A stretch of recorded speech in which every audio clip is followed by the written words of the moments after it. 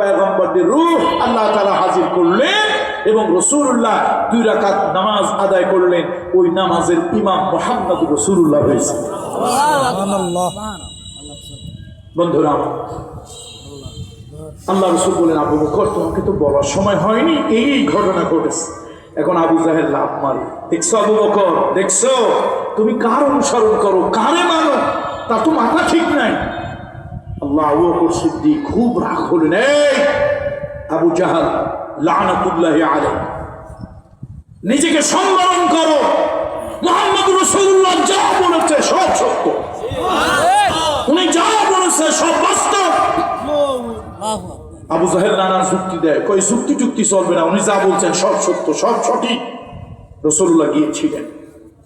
আবু জাহেল চিন্তা করলো, আবু বকর সিদ্দিককে তো মিসগাইড করতে পারলাম না, চলে গেল রাগ করে।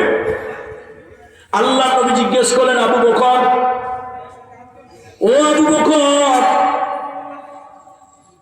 তুমি একবার আমার কাছে কোনো প্রশ্ন করলে না, কোশ্চেন করলে না। আমি যা বললাম সব তুমি মানে নিলে, বিশ্বাস করলে, তুমি আমার কাছ থেকে কিছু শুনতে চাইলে না। আবু বকর সিদ্দিক বলছেন, ইয়া রাসূলুল্লাহ, মৃত্যুর পরে একটা জীবন আছে, মৃত্যুর পরে আবার আল্লাহ তাআলা জীবিত করবেন, কবরের ভিতরে সওয়াল হবে, জবাব দিতে হবে। ভালো কাজের জন্য শান্তি পাওয়া যাবে, মন্দ কাজের জন্য শাস্তি ভোগ করতে হবে। কিয়ামতের ময়দানে কবর থেকে উত্থিত হতে হবে। ওই কিয়ামতের জান্নাত জাহান্নাম দেখা যাবে। জাহান্নাম বড় ভয়াবহ জায়গা, জান্নাত বড় শান্তির জায়গা। কঠিন বিচার হবে। ইয়া রাসূলুল্লাহ, এই জিনিসগুলি আমি আবু বকর চোখে দেখি নাই, স্বচক্ষে দেখি নাই। আপনি বলেছেন, আমি বিশ্বাস করছি। আপনি বলেছেন, আমি মনে প্রাণে এটা বিশ্বাস করে নিয়েছি।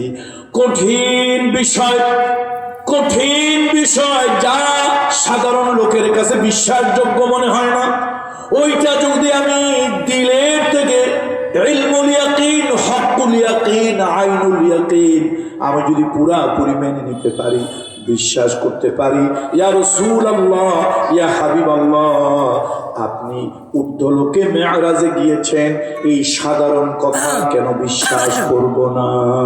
আল্লাহু আকবার। ভাইরা, সে মেরাজের কথা আমি বেশি বলবো না, কথা আর বাড়াবো না। এটা কেন আজকে এই সাবজেক্টটা আমি উত্থাপন করলাম? রাসূলুল্লাহ মেরাজ